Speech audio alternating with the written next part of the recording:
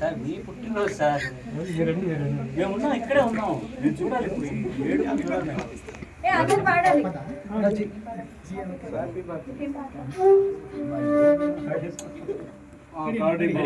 Shruti one please.